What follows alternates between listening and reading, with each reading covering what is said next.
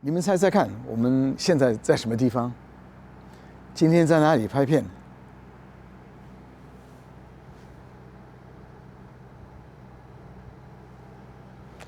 太神奇了！等一下进去，让你们看看 Steinway 到底是怎么回事。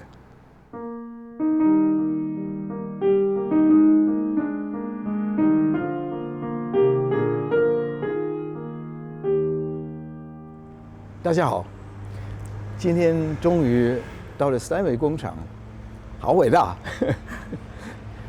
这个 Steinway 这个钢琴陪我，好像陪我一辈子啊。今天能够到这个工厂来到那个来源的地方，非常感到荣幸，也很紧张，因为今天看到的东西都那么昂贵，都不敢碰。还好我们今天有一位许峥女士。陪同我们，给我们解说，我们相信可以学到很多很多东西。请你介绍自己可以吗？好的，好的。大家好，我叫许峥。那我今天也很荣幸可以接待 Teacher Andy，然后呢，也很荣幸可以有这个机会为大家介绍一下斯坦威里面的一些小的细节。那我在斯坦威工作了快10年。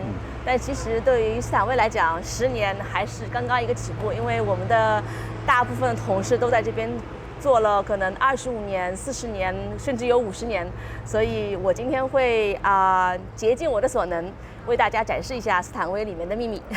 谢谢。好的，那我们就开始吧。这边请。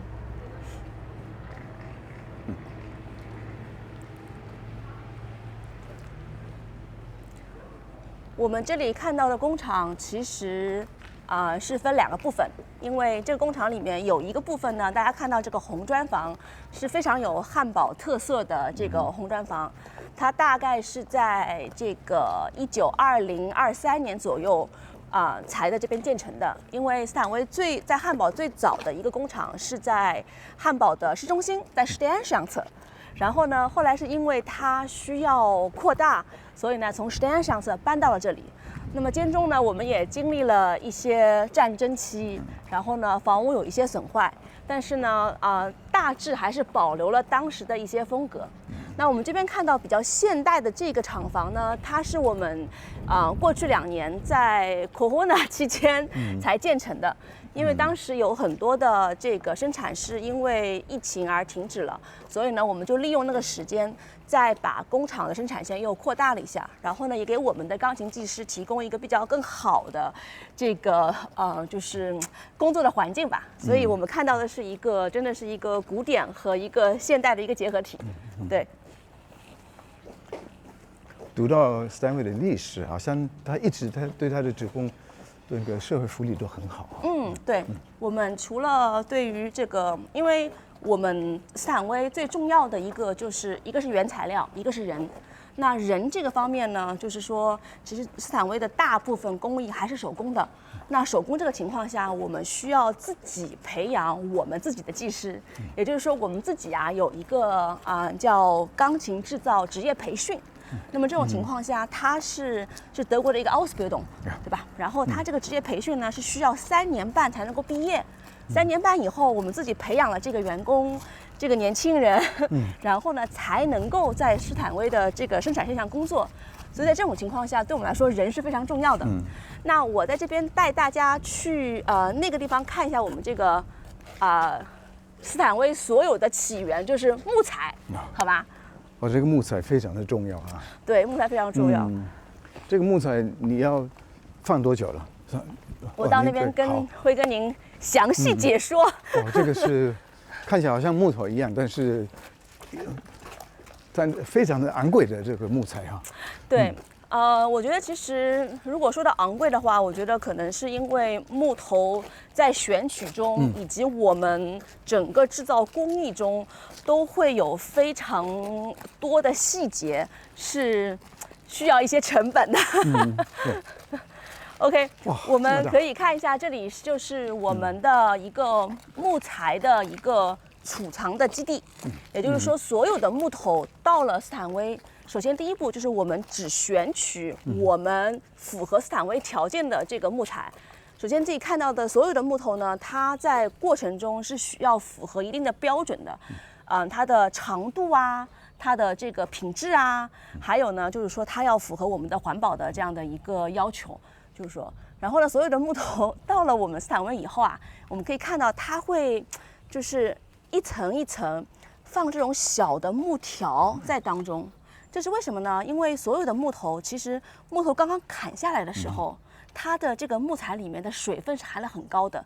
木头跟人是一样的，它的水分大概会有70%到80%左右。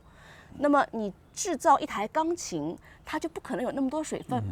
所以呢，我们斯坦威采用的所有的这个生产方式，都是说让它在这样自然的风干的情况下，慢慢的把它的水分挥发出来。你们都不用机器把它烘干？都不用机器。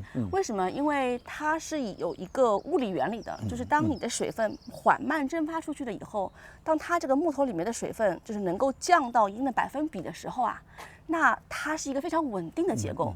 如果我们用机器在1个月或者2个月、3个月之内把它这个水分挤出去，那它一旦受到了到了一个水分比较多的环境下，它就会立刻把这个水分又吸回来。吸回来啊。对，所以您可以猜一下，我们这个木头需要在这边天然的这个风干情况下待多久？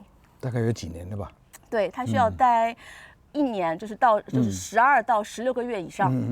也就是说，我们在这个方面就是非常有耐心。斯坦威是一个非常有耐心的公司。然后一般来说是不注重效率啊，对，我们不注重效率，是注重那个品质啊。对，品质永远是永远是品质是第一。而且啊，在这个过程中有一个非常好的好处，就是当一些你肉眼看不到的虫害，它会在这个1年到1年半的过程中，慢慢的就是它会显现出来。那这些虫害我们就不要了。然后另外呢，它是不耐烦的哈。对，它就出来了。对。然后呢，它有一些这个木头啊，它在这个自然的风干中，它会产生一些裂变，它会开裂，它会变形。那么这些木头当然也不适合制造斯坦威，所以这个时间上，也就是说我们剩下来的木头一定是质量最稳定的。对。所以不是所有的都运用啊，就是还在挑选啊，要用这个品质最高的。是的。那大概会有多少那个？60%会留下，40%我们也不会扔掉。我们斯坦威是得了一个汉堡的一个环保大奖，是因为我们生产过程中所有的木头的废料都会通过一个新的工艺，一个先进的工艺，变成我们冬天取暖的一个暖气的原材料。所以我一直跟我的这个朋友们开玩笑说，我在斯坦威工作，我每一年的冬天享受的都是世界上最富有艺术感的一个暖气。对。我把这个木材那个储藏室给您打开，让我们去看一下这个里面是什么样子的。还有啊，就是看我们这个门哈，就是它也是有一条条缝隙的，它也不是为了节约这个原材料。而是我就是需要它有这样一个通风的环境。对。好的，好，我们里边走。这么宽大哦。对，这里是像这样的木头，是我们刚刚从我们的供货商这边收到的木头，所以它是包起来的。然后呢，斯坦威差不多会有6种不同的木材运用在不同的地方，这个就是非常符合我觉得就是德国人在设计产品时候的一个理念，就是 function design follows function， 也就是说它必须是功能和设计要匹配在一起的。因为以前会有人问啊，他说斯坦威那么贵一台琴，那你们是不是都用最好的木头？比如说都用花梨木，但是玫瑰木啊之类的。对。但其实这样子的设计，它就会不太符合这个产品本身的需要。因为你看哈，就是钢琴的所有的部件，它都会有它自己不同的要求。比如说，它这个琴腿就要非常稳定，能够拖重。那这个呢，它就会用这个榉木。欧洲的榉木，然后呢，它这个琴盖啊，就琴的顶盖，我们平时在那个音乐厅，就是欣赏音乐会的时候，会看到那个大的这个9指钢琴搬出来，然后呢，可能会有1到2个技师把这个琴盖打开，那个木头就不可能去用这个质量非常重的这种桃花心木，抬不起来，因为你抬不起来，现代性很难抬。对，你需要有6到8个大汉把它装起来就不行。但那个顶盖呢，也必须是说它要不易变形，但它又要轻，所以那个就会用一个美洲的一个白花木，对 ，whitewood 也是一种非常特殊的木头。那像这个呢，就是能看出来，它就是一个木质非常坚硬的木头。那它就是一种桃花心木。这种木头呢，会用在一些，比如说琴的外壳上面，因为它需要它非常坚硬。这个很对，在 rim 上面，对。或者呢，就是我们等一下可能在工厂中会看到的，这个就是在我们前面的 Stimmstock，就是弦轴钉里面。对，因为它会起到一些不一样的作用，所以其实我们的这个六到7种不同的木头会承接在不同的部位，有不同的功能。对。这个 stem cell 如果变形的话，那就完蛋了，不能调音。是的，您就是很懂，非常是专家。对，然后这边也是它的所有的木头都会有这种小的木条在里面，保持它的通风。然后像这种比较厚的木头呢，它可能就会需要18个月、17、18个月以上。我们的那个技师会一直去随时监测它这个木头里面的水分，然后到了一定程度以后呢，我们就可以取用。斯坦威是对于原材料非常非常讲究的一个品牌，所以我们所有的木头，它首先都会有它自己的一个选择的一个条件。这个是一个我们的历史纪念的一个角落，这个上面我们看到就是我们的创始人，Henry Steinway，他是一个非常有趣的家族。其实斯坦威是一个，我觉得是一个移民家庭获得成功的一个典范，因为他们当时就是因为当时时代的原因，一个德国家庭去了美国，然后把他的名字从 Steinway 改成了 Steinway，然后在那儿建立了公司。之后呢，又再把他的第2个工厂搬到了我们的汉堡，所以斯坦威到现在为止，全球就只有2个工厂，一个在美国纽约，一个在我们德国汉堡。对，很有意思。但是他们不是直接的竞争者。不，我们这个美国区的话，他会负责南北美洲的一个业务，然后呢，我们欧洲区的钢琴都是由我们汉堡来生产，包括亚洲区的钢琴都是我们这个汉堡来生产。对，然后我这边可以给您看一下，比如说看这2块木头的区别，就非常大。这个就是特别轻的一个木头。对，它的纹路很细，纹路也很细。你看这个就是特别重的一个木头，它本身就很重，就是因为它承接的是不同的这个，它会起到，等一下我们在里面也看到，它会起到就是琴的一个背的脊柱，因为它要支撑它整个这个。对。然后这个呢，就是我们其实就是可以做音板的一个材质，所以音板的要求是它的木纹要特别直。所以像这块木头啊，我们是不能用的。所以因为它的木纹上面有这个小小的结。这个就不能用啊？就不能用。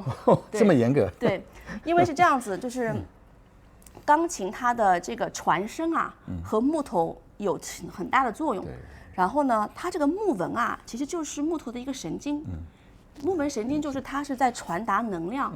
一台钢琴的声音要好听，它必须在传送它的能量中，不能被任何人打断，就不能被这个节点打断。或者呢，如果我这个木纹在裁的时候，你看，就包括像这种，它都是从一个地方到另外一个地方，它有它的这个方向性的。所以在这种情况下，就是说，如果我们这个木头这个纹路是歪的，那它就不能够保证它在传声的时候，这个声音是好听的。所以在这个方面，就是斯坦威是非常非常讲究的。不只是好听，也是很长，那个音对共鸣就很饱满，对，它就很饱满，对，共鸣就很长，对，这个是非常有意思的。好，来，那你们也会运用德国的木材吗？有，德国有那个榉木，榉木，钚荷也是榉木，也是属于硬木对。但斯坦威其实就是最大的用处就是我们只用实木，没有任何复合型的这个材料。好，我们现在看到像这个就是不同的各个种类的木头。很有意思。其实如果天气再热一些的话，阳光晒过来，你会闻到这个不同的味道，就非常有意思。对，颜色也差别很大，那个这个很大，比较白的，那个比较红的，很有意思。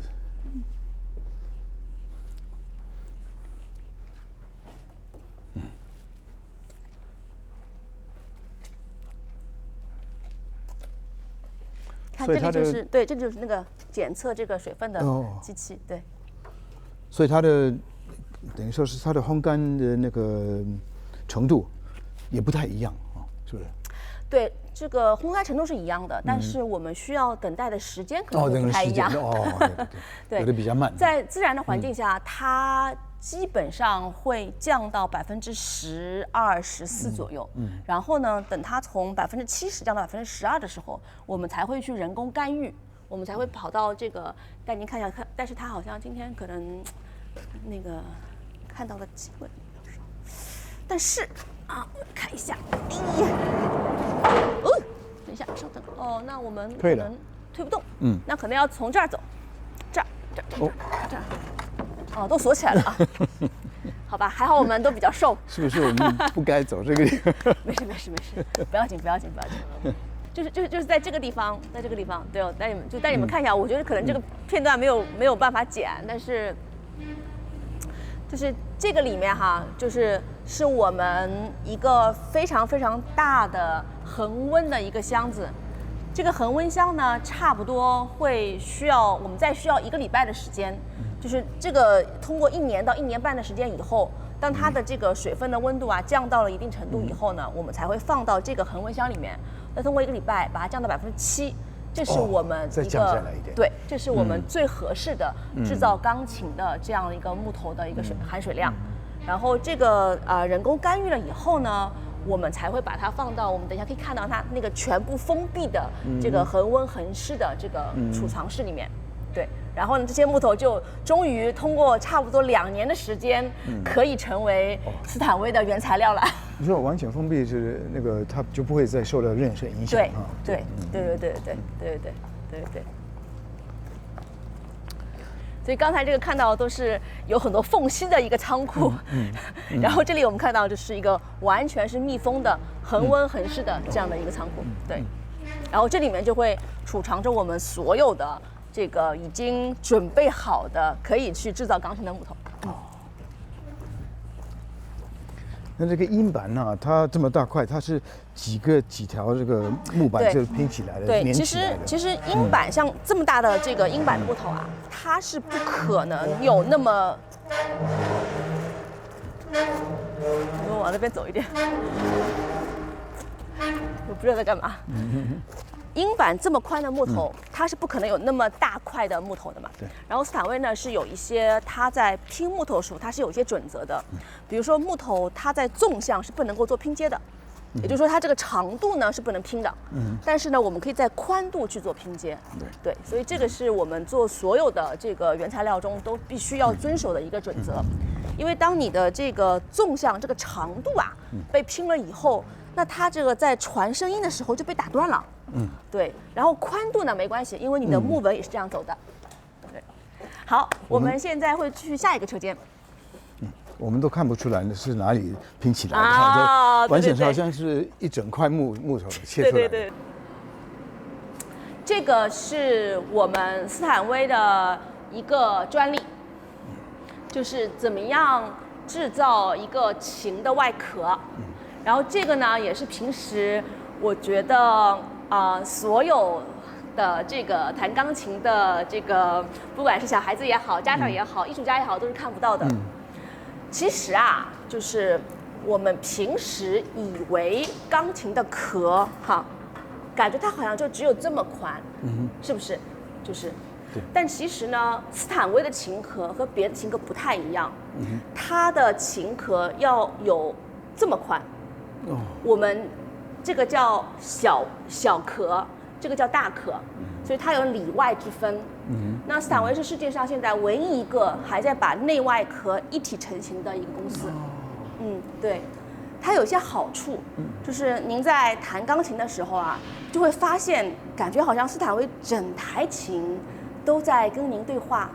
就是因为它这个内外壳是一次成型的，也就是它这个小壳将来会承担的说架住所有的钢琴的零件，然后大壳呢只是起了一个稳定的作用，也就是说所有的力量，当我从这个零配件上面传到这个小壳上的时候，它可以连带着外壳一起发声，同样的共鸣，对，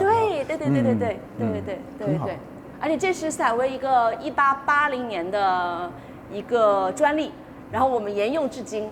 1880年是在汉堡建立的3位工厂？应该是当时应该是在美国做的这个发明，对。那这个有几层？它是根据那个型号不一样，对。它如果是一个比较小的琴，它可能就是它需要这个壳的厚度就没有那么大，因为型号如果这个琴弦小的话，它带不起来，所以像这个是一个 D 的话，那它可能就是要10几层才行，对。我觉得这是我也问过我们技师，我说你们没有更加先进一点的这个改变吗？他说不，他说时间考验了这个技术，它一定是最好的，所以他们就沿用到现在。对，普通我们要把那个木头变形的话，我们都是用温度温度高，对，把它用蒸汽还是什么是这样子的，它就是首先就是我们找不到这么厚的一块木头可以把它弯成这样曲线的。所以呢，等于说我们要把木头裁成这样的薄片，然后这个薄片呢，再通过这个双面的这个胶粘到一起，然后因为薄片是可以弯曲在这个模型上面的嘛，然后它是一个热胶，然后呢，它可以在这个模型上面通过这个一点点的温度，就现在也不烫，一点点的温度，然后放1天以后才让它成型。对，而且成型以后我们还得再等它几个月。因为胶水里面有水分，然后有水分以后呢，我们就必须要把这个水分让它再释放出来。所以我们其实现在站在一个有很多这个琴壳的一个地下仓库上面，就我们现在站这个下面就是一个琴壳的一个储藏室，它可能还要待上几个月才能够进行下一个工艺。所以我就说斯坦威是一个特别有耐心的工厂。这个 B size 这个跟我们家的这是个 D size 吧？这是个 B 不，它是个 D， 它一定是个 D。是 D 我看应该是一个 D， 最大的那么大一个，最大的9尺的那个，对。好伟大，我们都看到那个照片呢，你们也看过真品。好，我们去下一个部门。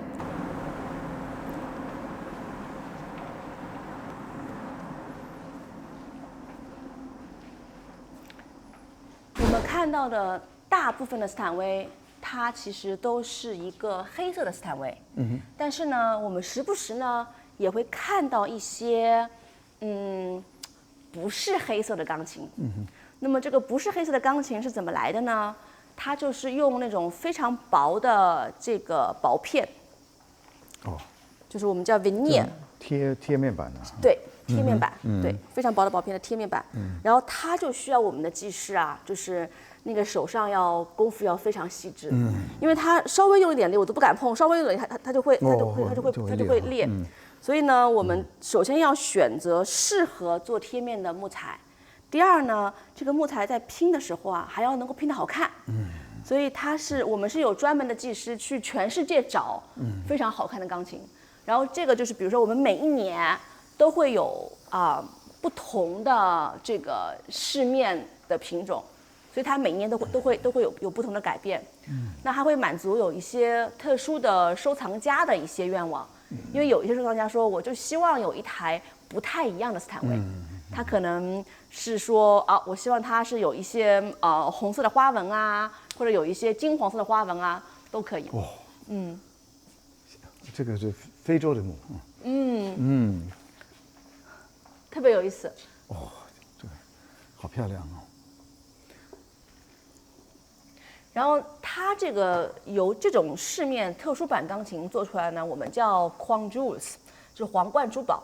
为什么呢？就是因为用这样的工艺做出来钢琴，那就是说是独一无二的。对。因为它不是画出来的，它必须是拼出来的，所以它就是完全是天然的。对，所以这个部门非常有意思。然后它每年像这种就是像这个花纹已经没有了，当时买到这个琴的现在就已经是绝版了，就没有了。对，晨晨，叫晨晨。但它这个树就叫晨晨，很有意思，对，很有意思。然后我觉得这个很好看，它这个 White Ebony 就很像中国的那种亚洲那种水墨画的感觉，对，就很有意思，对。那晨晨是表示很重，是不是？对，这个部门我非常喜欢，对，很有意思，就它很有艺术感。对，所以你有这么一台琴跟别的琴一模都不一样，完全不一样哈。对。所以那个马上应该认得出来啊，这边有一个什么纹路啊什么的，好像一幅画一样啊。对，真的像一幅画一样，对，非常有意思。好，然后这个我估计拍呢是拍不出来的，但是你们可以尝试着去看一看。这个是我们可能站在这儿，看一下这个上面，我不知道你们能看出来，它是2个特别的花纹。你能看出来吗？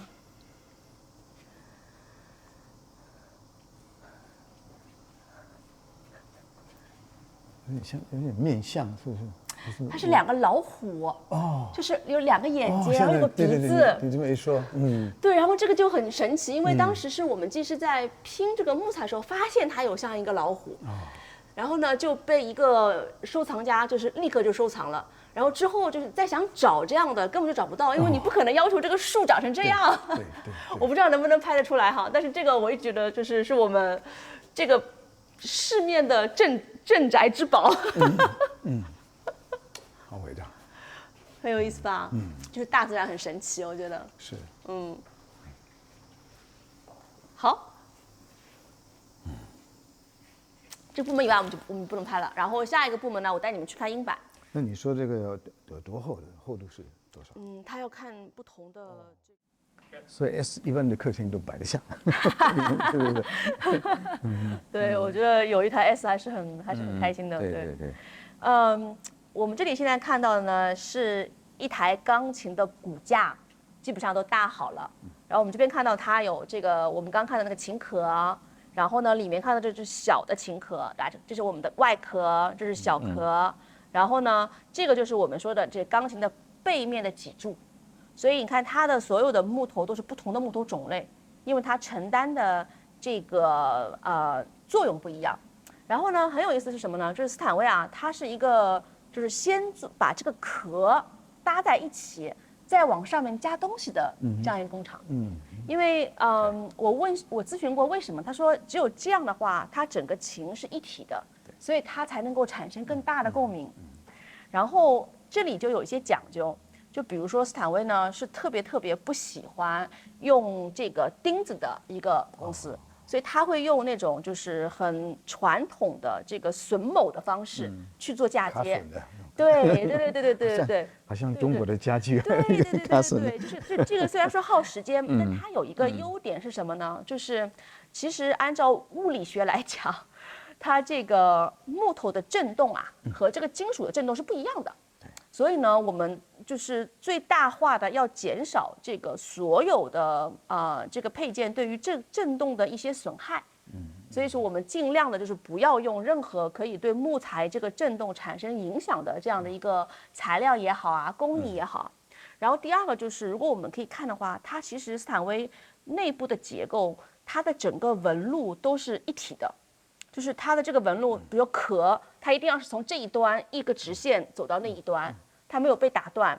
然后它这个背脊一定是从一条到另外一条，它一定是有一个竖线的，所以它里面没有这种杂七杂八的交叉的这样的一个工艺在这个里面。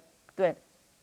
然后呢，这个就是我觉得斯坦威跟别的钢琴其实有点不太一样的地方，它很重视一些我们即使是平时在这个使用钢琴过程中看不到的一些东西。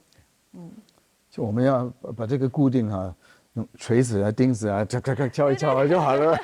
对，包括你看我们仔细看这你看它都是木头的榫卯结构，所以它是用木钉子打进去的，对，它不会是用这个很传统的，我觉得非常传统的一个工艺制造，对，所以这个也就只能靠人手工打，它这个没有办法用这个机器来做，对，好漂亮，这样子就很漂亮。对，而且这个就现在这个感觉已经这台琴有一点点成型了，是吧？看起来就非常讲究。非常讲究。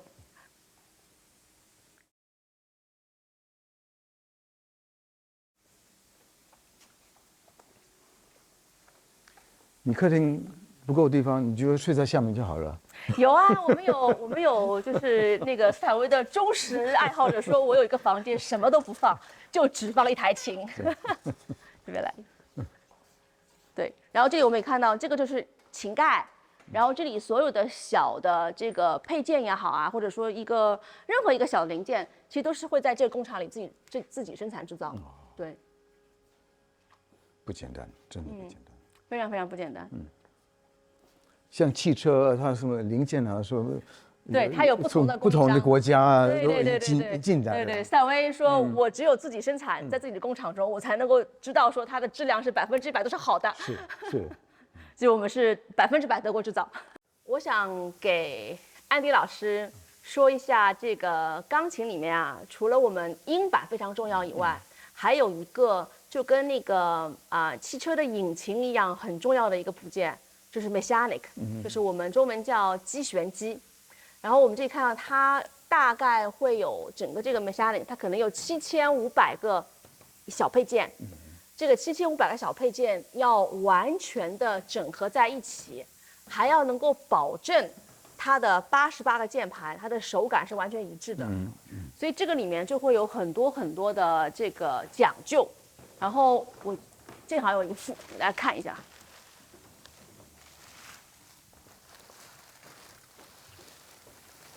你看这个，我们可以看到这个整副机旋机里面有因为它这一端会连接的就是那个琴键的这个键盘，对吧？然后这个琴键键盘呢，要通过一个你的手指的打动，它会把这个就是往上抬起来。然后我们可以看到，像机旋机的这个内部啊，这个地方就必须是要用非常好的木头。为什么呢？因为它这个木头啊是要固定整个这一副这个琴弦的。那就是我就说斯坦威即使是在你看不到的地方都不讲究，它非常讲究。然后呢，那你整个这一副的这个机旋机啊，它要能够和这个琴键一一匹配在一起。然后呢，我们想一想哈，就是它这个琴锤啊，它是有不同重量的，因为这个在低音区这个榔头特别大，它就比较重。弦也比较厚。对。然后呢，看它这个榔头到当中呢，就是会小一点点，然后到低音区呢，它就会更小一些。但是这样的话呢，就会变成说，如果你在弹琴的时候啊，会觉得说，哎，这个怎么那么重，我弹不下去。这个怎么那么轻，这个就不一样了。所以他要的是说我这个88个键，它的整个手上的感觉是完全一致的。所以这个就是非常考验我们这里工作的每一个技师的他的这个手上的这个技术好不好了？对，非常非常讲究。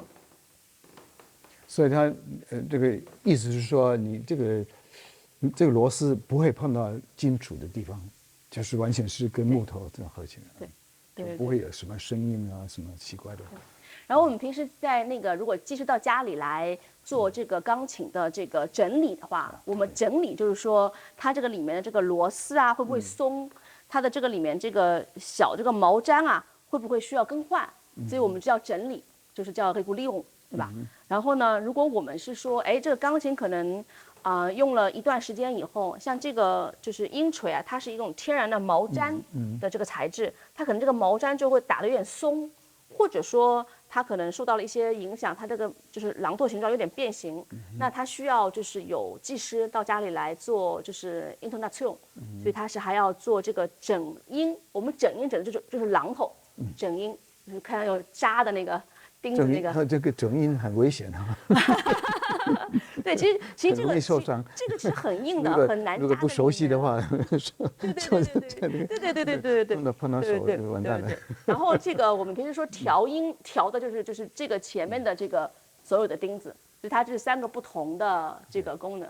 我们这个弹了几十年呢，几年这个形状都会变啊，会这样比较平哈。对，所以它有一定的尖度。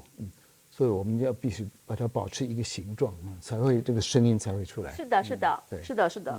然后呢，就是如果是比如说像斯坦威这个它的这个音锤啊，它是一体成型的，它就是有一块厚毛毡，然后就是这样压在一起了以后呢，如果您平时就是可能天天在使用这台钢琴的话，那可能时间长了以后，就是上面就是有点松。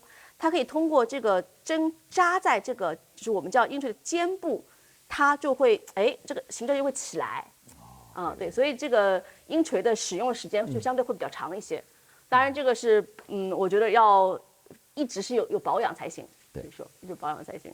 所以你们可以看得出，在这个榔头，它那个血的痕迹，有的如果很深的话，那表示说它已经用了很久，可能要注意，可能要换，将来可能要换个榔头。对。我们家的那台琴就是，是吧？那台老琴，它那个很老的。好，我们可以往那个方向走一点点。对，我们这里所有的每一个岗位，它都是一个技师负责一台琴。因为我们相信琴是要有自己的灵魂的。对。好走吗？可能你要稍微。都给它包起来，都不会有灰尘那样。对。我们等一下可以拉开几台拉开几台琴给大家看一下，这里会不会太暗啊？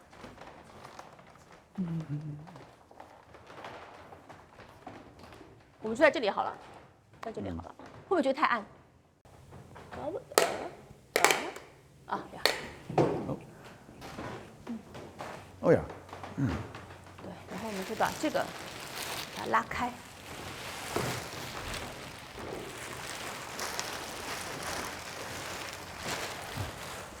好，我觉得安妮老师，您今天这个，比如说逛了一下我们这个工厂，您觉得您最大的这个感受是什么？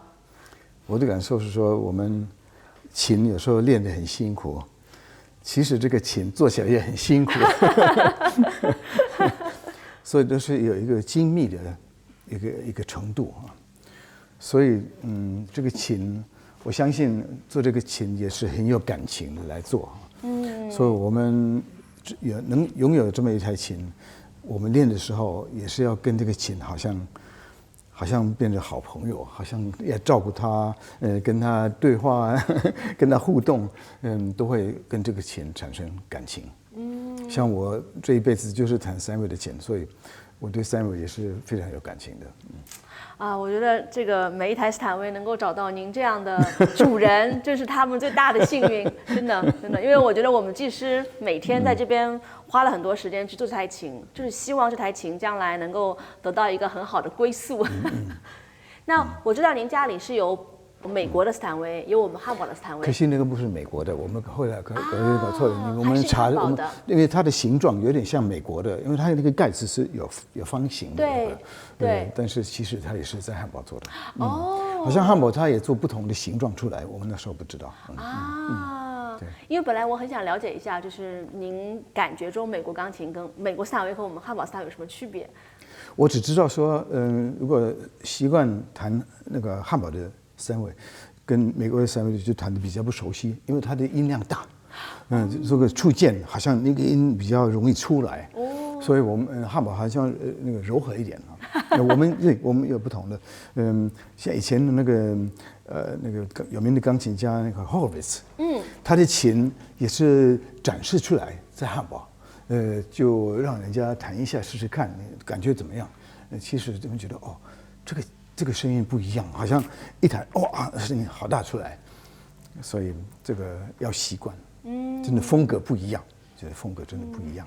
Steinway比较喜欢那种很亮的，这个音都很脆很亮的那种。那我还有一个问题，就是也是有很多的我们有些家长平时会来咨询我们的一些问题，所以我就非常希望能够听到不同的这个专家给我们的一些建议。因为您除了自己是这个音乐的巨大爱好者，您自己也是一名教授。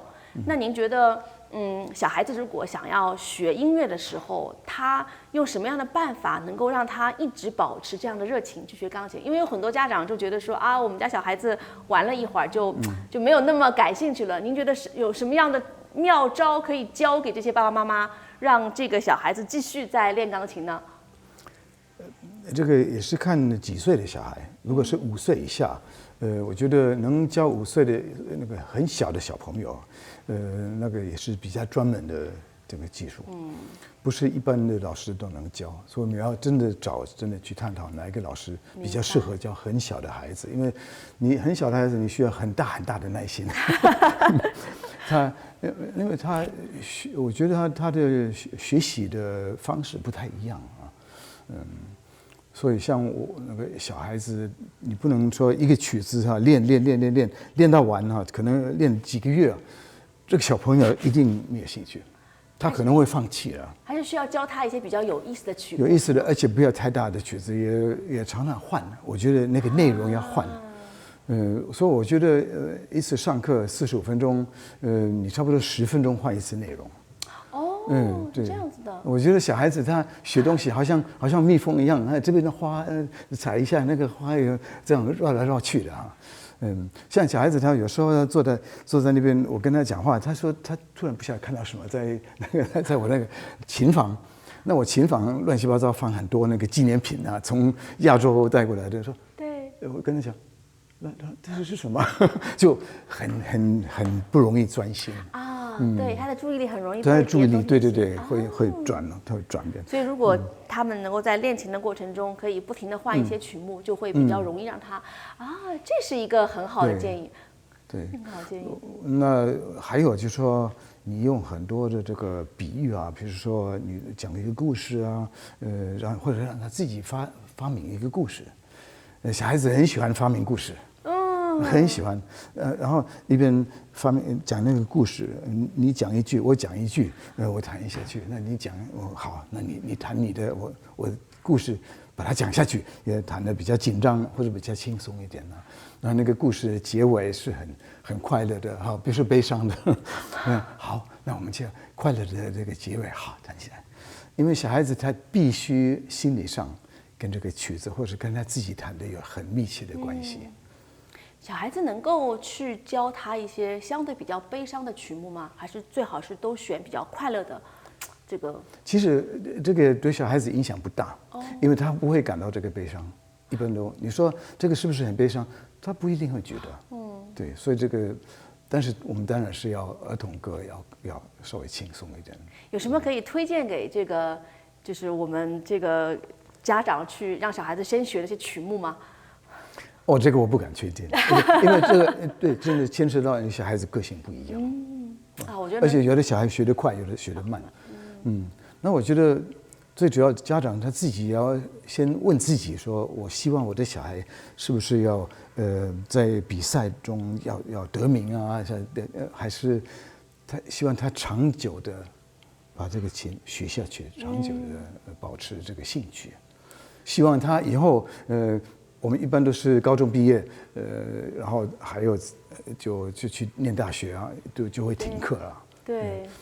那希望他将来还会继续弹下去。就他自己非常喜欢弹钢琴这件事情。你要产生一个兴趣，所以你要远看啊，不要逼得太紧啊，小孩子很容易放弃。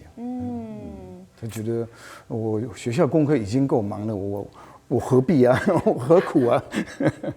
会这样子，会有这个心理。所以你看，你想知道那个老师教的怎么样？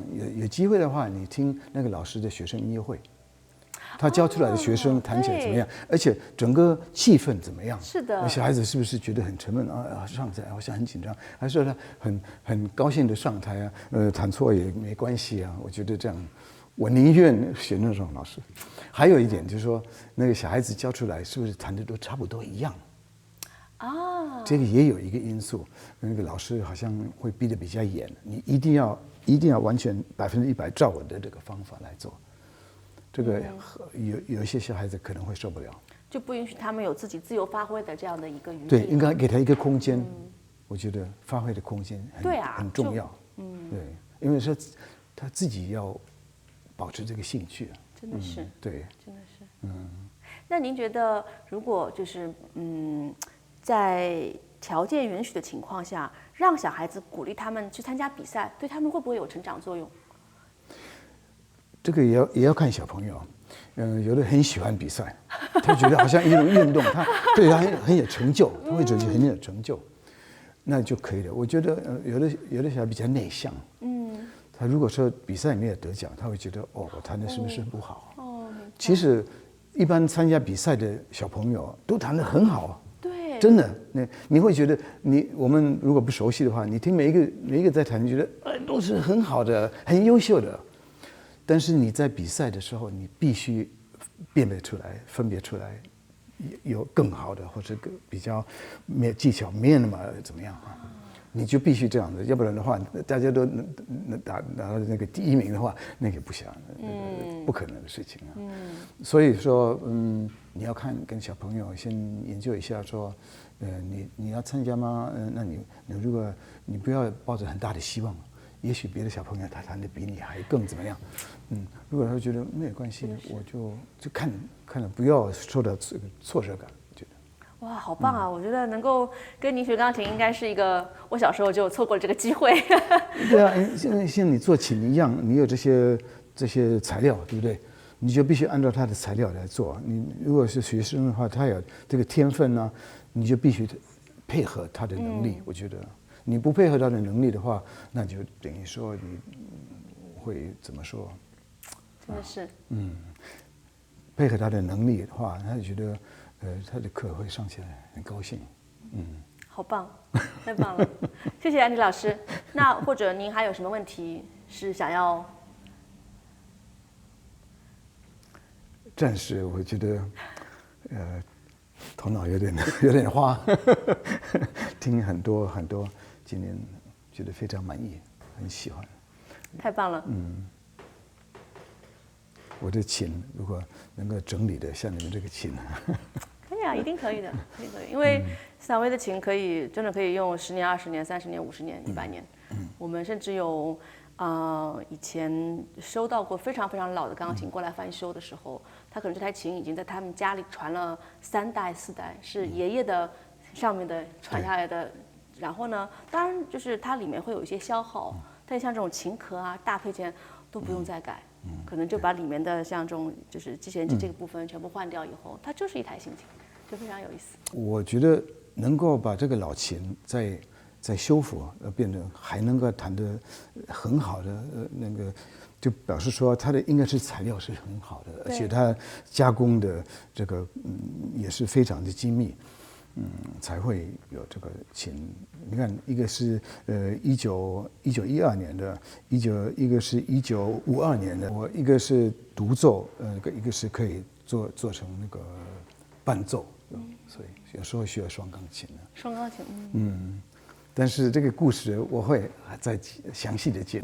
我觉得其实二手钢琴有一个，我就是作为在斯坦威这么多年的一个成员的话，我觉得买二手钢琴的时候真的要注意。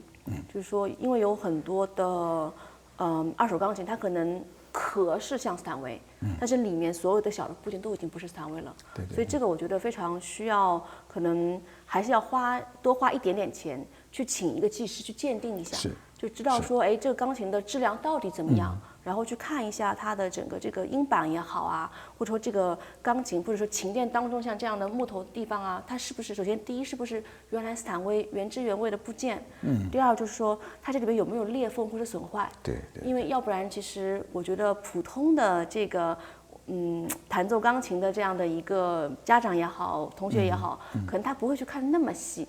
那我觉得这就是有点得不偿失，所以还建议大家就是多花一点时间，多花一点钱。我都带一个3位的调音师去。对，才有把握，不然不敢买。真的是。好，那如果您没有这个就是今天非常感谢我很开心，非常感谢给我们介绍，我觉得很棒，真的，我觉得非常荣幸，真的难忘的这个机会。我希望将来还能够有机会，可以为更多的这个音乐的爱好者提供这样的机会。然后就是说，如果大家对斯坦威更感兴趣，然后呢，也可以关注我们斯坦威欧洲区的微信公众号。那它的微信公众号就是 Steinway Europe。那这样的话呢，可以得到更多的讯息。我们也会有很多的活动啊，或者上面发表。谢谢大家。